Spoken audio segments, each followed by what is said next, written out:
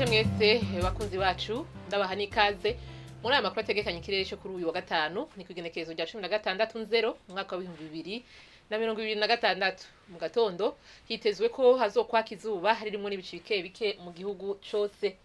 ahazoba hakanye gusumba handi azoba ari mu Kayanza hamwe n'Imwaro aho ibipimo by'ubushuhe byaho bizobigera kuri °C 12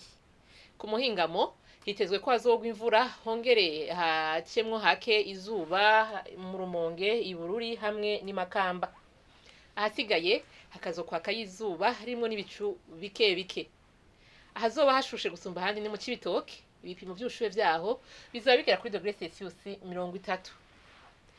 ejo mu gatondo hitezwe yuko izuba rizoseruka igihe cy'isaha 12 zirenga ko iminota 3 rirenge igihe cy'isaha 12 zirenga ko iminota 21